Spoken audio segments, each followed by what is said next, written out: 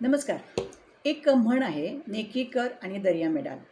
तर याचा अर्थ आपण साधा सरळ असा पकडतो, की चांगलं काम करा आणि त्याच्याबद्दल प्रसिद्धीसाठी त्याच्या मागे धावू नका. प्रसिद्धीच्या मागे धावू नका, असा त्याचा अर्थ असतो. पण हा फार वरवरचा अर्थ आहे. मला याच्यात जो अर्थ वाटतो, तो माझ्यासाठी असा आहे, की जेव्हा आपल्या आयुष्यामध्ये अशा काही व्यक्ती किंवा असे प्रसंग घडतात, की ज्यामुळे आपल्याला राग येतो, तिरस्कार वाटतो त्या व्यक्तीबद्दल किंवा तो प्रसंग माझ्या आयुष्यात का घडला? याचा वारंवार आपल्याला एक त्रास होत असतो. तर हे जेव्हा असं होत असतं, तर तेव्हा त्या व्यक्तीला किंवा त्या प्रसंगाला सुद्धा, की तो प्रसंग आपल्या आयुष्यात का घडलेला आहे, तर आपल्याला काहीतरी शिकवण्यासाठी घडलेला आहे.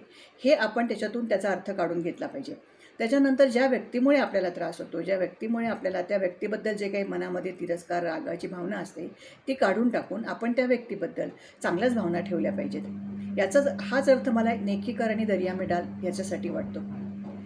कारण जेव्हा तुम्ही त्या व्यक्तीला माफ करता, तेव्हा तुम्ही स्वतःच्या मनावरचं ओझं हलकं करता आणि ते त्या व्यक्तीसाठी नसतं, हे आपण स्वतःसाठी करायचं असतं.